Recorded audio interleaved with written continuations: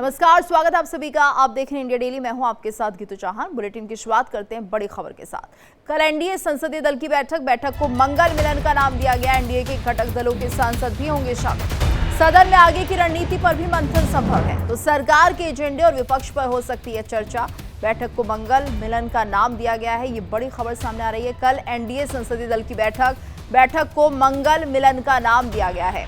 NDA के घटक दलों के सांसद भी शामिल होंगे, तो सदन में आगे की रणनीति पर भी मंथन संभव है। सरकार के एजेंडे और विपक्ष पर हो सकती है चर्चा। और ज्यादा जानकारी के लिए रुक कर लेते हैं संवाददाता उत्कर्ष का। उत्कर्ष, क्या जानकारी एनडीए संसदीय दल की बैठक को लेकर? बिल्कुल, देखिए ये बड़ी जानकारी अभी सामने आई है, जहां पर कल एनडीए संसदीय दल की बैठक होनी है। ये बैठक काफ़ी अहम मानी जा रही है, क्योंकि अलग अलग मुद्दे को लेकर जिस तरीके से विपक्ष सरकार को घेर रहा है, चाहे वो एफसीआरए के मुद्दे का विरोध करना हो या इसके अलावा चंदा चोरी का मुद्दा हो, इन तमाम मुद्दे को लेकर, और सबसे बड़ा मुद्दा अमित शाह के सदन में भाषण देने को लेकर, इन सभी मुद्दे को लेकर किस तरीके से निपटा जाए, इसको लेकर एक बड़ी बैठक जो है वो कल होनी है।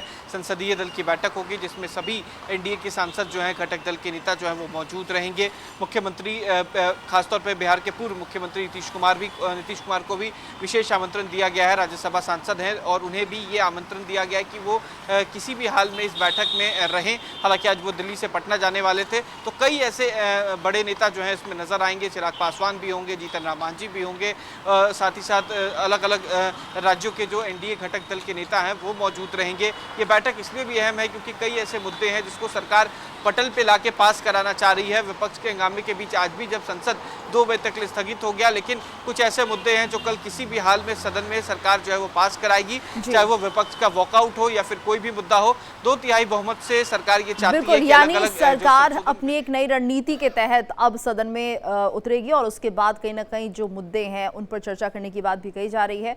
धन्यवाद करना चाहेंगे उत्कर्ष आपका इस पूरी जानकारी के लिए।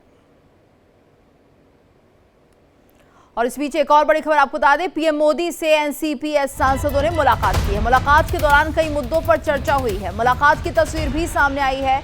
महाराष्ट्र की 4 विभूतियों को भारत रत्न देने की मांग, ज्योतिबा राव फुले, संत तुकाराम को सम्मानित करने की मांग, अन्ना भाऊ सावित्रीबाई फुले को भी भारत रत्न देने की मांग की जा रही है। तो महाराष्ट्र की 4 विभूतियों को भारत रत्न देने की मांग, ये बड़ी खबर। एनसीपी-एस सांसदों ने पीएम मोदी से मुलाकात की है और मुलाकात के दौरान कई मुद्दों पर चर्चा हुई है। मुलाकात की तस्वीर भी सामने आई। महाराष्ट्र की 4 विभूतियों को भारत रत्न देने की मांग भी की गई, जिसमें कि ज्योतिबा राव फुले, संत तुकाराम को सम्मानित करने की मांग की गई है। अन्ना भाऊ सावित्रीबाई फुले को भी भारत रत्न देने की मांग की गई है। तो तस्वीर भी सामने आई है इस मुलाकात की।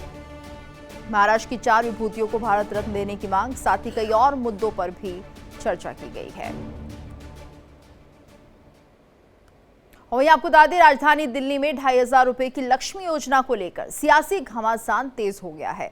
आर्थिक रूप से कमजोर परिवारों की महिलाओं को हर महीने 2500 रुपए की आर्थिक सहायता देने वाली इस योजना पर आम आदमी पार्टी और बीजेपी आमने सामने है।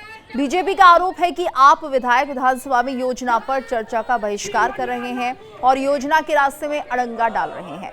इसको लेकर अंबेडकर नगर और देवली में आप कार्यालयों का घेराव किया गया है।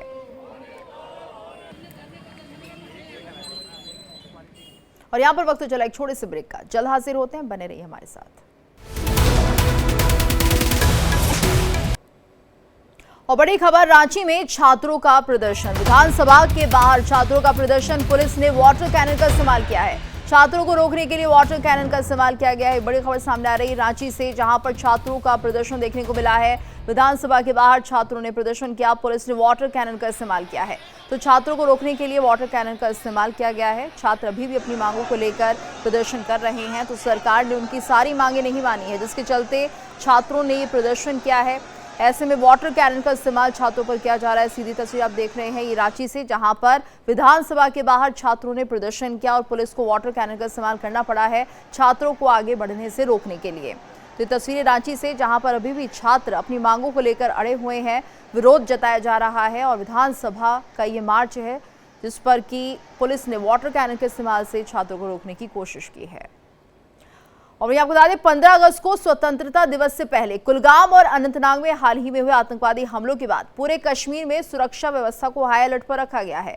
सुरक्षा एजेंसियों ने निगरानी बढ़ा दी है और किसी भी संभावित आतंकी खतरे को रोकने के लिए वो पूरी तरह से सतर्क हैं, क्योंकि आतंकवादी अक्सर राष्ट्रीय महत्व के बड़े मौकों को निशाना बनाने की कोशिश करते हैं। इसलिए सुरक्षा बलों ने पूरी घाटी में सुरक्षा के कड़े इंतजाम किए हैं। अहम जगहों पर गहन तलाशी और चेकिंग की जा रही है। साथ ही रात में गश्त और निगरानी भी बढ़ाई गई है ताकि स्वतंत्रता दिवस समारोह के दौरान कोई अप्रिय घटना ना हो। तो पूरी तरह से यहाँ पर मुस्तैदी के साथ जवान डटे हुए हैं और हर तरह से सुरक्षा चाक चौबंद की जा रही है। तस्वीरें आप देख रहे हैं कुलगाम और अनंतनाग की, जहां पर हाल ही में हुए आतंकवादी हमलों के बाद पूरे कश्मीर में सुरक्षा व्यवस्था को हाई अलर्ट पर रखा गया है। और ज्यादा जानकारी के लिए रुख करेंगे संवाददाता विकास अब्रोल का। विकास, क्या कुछ जानकारी सुरक्षा व्यवस्था को लेकर? बिल्कुल, देखिए 15 अगस्त पास आ रहा है, ऐसे में कहीं ना कहीं आतंकवादी जरूर कोशिश करते हैं किसी तरह से जम्मू कश्मीर में जो है उसकी शांति को भंग किया जा सके। ऐसे में लगातार कोशिश की जा रही है, उनकी तरफ से इन्फिल्ट्रेशन के अटेम्प्ट किए जा रहे हैं। हालांकि जिनको लगातार हमारी सेना और बीएसएफ नाकाम कर रही है, उसके साथ साथ जितने भी एरियाज है, सेंसिटिव एरियाज हैं, वहां पर पुलिस ने अपनी गश्त बढ़ा दी है। लगातार उन एरियाज को सैनिटाइज करने की कोशिश की जा रही है। ऑर्गन वर्कर्स के नेटवर्क पे नजर रखी जा रही है। जो संदिग्ध मिल रहे हैं उनको पकड़ा जा रहा है, हिरासत किया जा रहा है, डिटेन किया जा रहा है, उनसे पूछताछ की जा रही है। और इसी के चलते हुए पूरे कुलगाम और आसपास के कश्मीर के इलाकों में पूरी तरह से सुरक्षा व्यवस्था को चाक चौबंद कर दिया गया है ताकि किसी भी ऐसी घटना को अंजाम ना दिया जा सके। लगातार पिछले कई सालों से हम देखते हैं कि जब भी 26 जनवरी 15 अगस्त होती है तो उससे पहले पाकिस्तान किसी भी तरह की नापाक हरकत करने की कोशिश करता है। और ऐसे में इसीलिए बॉर्डर एरिया, घने जंगल और जो बॉर्डर के साथ लगते जितने भी गांव हैं वहां पर लगातार तलाशी अभियान, सर्च ऑपरेशन लगातार चलाए जाते हैं और ऐसी ड्रिल्स लगातार की जाती हैं ताकि किसी भी ऐसी अनहोनी घटना को समय रहते ही टाल दिया जाए। और इसी के अंतर्गत अब यहाँ पर आप जो देख रहे हैं लगातार सर्च ऑपरेशन जारी है। जी बिल्कुल, धन्यवाद करना चाहेंगे विकास आपका इस पूरी जानकारी के लिए। तो चप्पे चप्पे पर सुरक्षा व्यवस्था मौजूद है। देखिए तस्वीर आप देख रहे हैं 15 अगस्त को लेकर हाई अलर्ट की स्थिति है और ऐसे में यहाँ पर किसी भी तरह से आतंकी किसी जगह को, किसी मौके को निशाना ना बना पाए, जिसके लिए पूरी तैयारी की गई है। क्योंकि अक्सर ही देखा जाता है कि ऐसे ही मौक़ों का इंतज़ार आतंकवादी करते हैं, लेकिन 15 अगस्त को लेकर हाई अलर्ट और चप्पे चप्पे पर सेना मौजूद। और बड़ी खबर, पीओके में फिर गूंजा विरोध का शोर। 13 अगस्त को सड़क पर उतरने की तैयारी। जेएसी ने छेड़ा हक की लड़ाई का बिगुल। गिरफ्तारियों और हिंसा के आरोपों से माहौल गरमाया है। पीओके में फिर उबाल, पाकिस्तान की टेंशन बढ़ती हुई। पीओके में सियासी पारा एक बार फिर से चढ़ता हुआ दिखाई दे रहा है। Jammu Kashmir joint Awami action committee यानी जेएसी ने 13 अगस्त को पूरे पीओके में बड़े पैमाने पर विरोध प्रदर्शन का ऐलान किया है। संगठन ने पाकिस्तान प्रशासन और सुरक्षा बलों पर दमन, गिरफ्तारियों और हिंसा के आरोप लगाए हैं। तो ऐसे में सवाल ये है कि क्या पीओके में विरोध की नई लहर पाकिस्तान के लिए नई चुनौती बनने जा रही है? और ज्यादा जानकारी के लिए रुख कर लेते हैं संवाददाता विकास अब्रोल का। विकास, ये पीओके में जो प्रदर्शन चल रहे हैं अब रुकने का नाम नहीं ले रहे हैं। कितनी बड़ी चुनौती पाकिस्तान के लिए और कितनी बड़ी मुसीबत पाकिस्तान के लिए ये प्रदर्शन बन सकते हैं? देखिए, ये चुनौती के साथ मुसीबत तो है। ये वो कहावत है, गले में चुचुंदर ना निकलने को ना उगलने को, वही कहावत अब जो पाकिस्तान पे फिट बैठी है, पाकिस्तान सेना पर। क्योंकि पीओके के जो लोग थे वो पूरी तरह से सड़कों पे आ चुके हैं। इंटरनेशनल कम्युनिटी उनका साथ दे रही है। बेसिक जरूरतों को लेकर यह अभियान शुरू हुआ था, लेकिन अब एक विकराल रूप ले लिया है जो पाकिस्तान से संभल रहा है। और ऐसे में अब उनका 13 अगस्त को जो वहां से जेकेसी के जो लीडर हैं उन्होंने जो कॉल दिया है कि 13 अगस्त को एक नई बात करेंगे, नया इस तरह का वो कुछ मैटर लेके आएंगे। उसको लेकर कहीं ना कहीं अब एक बहुत बड़ा एक सरप्राइज सामने आने लगा, क्योंकि उन्होंने कहा था कि वो जो यूएन का जो 13 अगस्त 1948 का जो उनका जो चार्टर है उसके हिसाब से करेंगे। और वो ये था कि पहले पीओके से पाकिस्तान फौज को बाहर निकाला जाए। तो कहीं ना कहीं ऐसी आशंका लग रही है कि अब ये जो एक तरह से जो प्रदर्शन था अब वहां से ये और विकराल रूप लेगा। और उनकी मांग जो शायद ये हो सकती है कि पीओके से पाकिस्तान सेना को बाहर किया जाए, उसको अलग घोषित किया जाए। तो ऐसे में अब पाकिस्तान सरकार बहुत मुश्किल में फंस सकती है, क्योंकि पीओके में हाल ही दिनों में चुनाव थे, जो आज भी वहां पर चुनाव थे, जो फिलहाल स्थगित कर दी गए क्योंकि हालात वहां पे खराब हो चुके हैं। जी बिल्कुल, धन्यवाद विकास इस पूरी जानकारी के लिए। वाराणसी में गंगा का जलस्तर लगातार बढ़ने से काशी विश्वनाथ मंदिर का गंगा द्वार श्रद्धालुओं के लिए बंद कर दिया गया है। अब बाबा विश्वनाथ के दर्शन और जलाभिषेक केवल सड़क मार्ग से ही होंगे, जिससे मंदिर के प्रवेश द्वारों पर भीड़ बढ़ने की आशंका है। गंगा जलस्तर को लेकर क्या स्थिति है, हमारे संवाददाता नित्यानंद मिश्रा की रिपोर्ट देखिए। माता गंगा अपने रौद्र रूप में आ रही हैं। तस्वीरें आपको दिखाना चाहेंगे। आप देख सकते हैं ये काशी के घाट हैं और अब ये जो माता गंगा का जो जलस्तर है वो बढ़ते बढ़ते सीढ़ियों तक पहुंच चुका है। बता दें काशी में कुल प्रमुख 84 घाट हैं और सभी घाट आपस में जुड़े हुए हैं। जहां एक घाट से आप पैदल चलेंगे तो सभी घाटों तक पहुंच सकते हैं। मगर वर्तमान की स्थिति की बात की जाए तो घाटों का जो आपसी संपर्क है वो टूटने लगा है। वजह माता गंगा का बढ़ना। इसके साथ ही साथ कई चीजें हर बार बदल जाती हैं, जिनमें प्रमुख चीज आरती स्थल होता है। माता गंगा की विश्व प्रसिद्ध आरती, जहां पर हजारों लोग प्रतिदिन आते हैं माता गंगा की आरती देखने, वो स्थान भी बदल दिया गया है। वर्तमान में सामान्य दिनों पे जहाँ पे आरती होती थी उससे करीब 20 फीट पीछे आरती का स्थल कर दिया गया है और ये लगातार बदलता रहेगा। जैसे जैसे माता गंगा का जलस्तर बढ़ेगा उस प्रकार से स्थान को भी बदला जाएगा। हमारे साथ बातचीत करने के लिए नाविक समाज से शंभू निषादी है, इनसे बात करते हैं।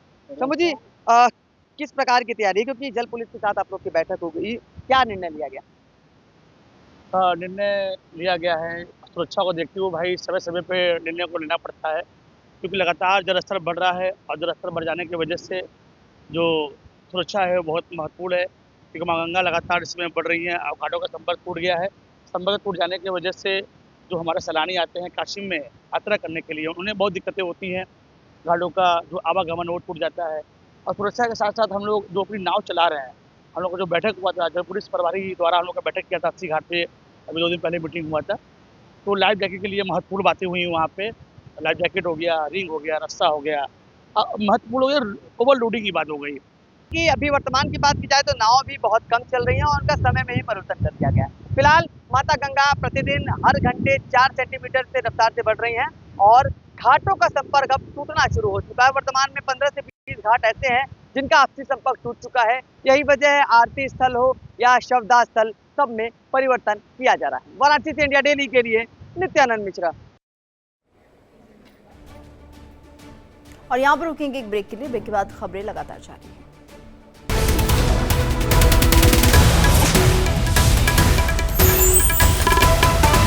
देखिए इंडिया डेली 24/7 अब आपकी स्मार्ट टीवी पर। इंडिया डेली मौजूद है सभी डिजिटल प्लेटफॉर्म पर लाइव और लगातार। इंडिया डेली 24/7 हर दिन राष्ट्र को समर्पित।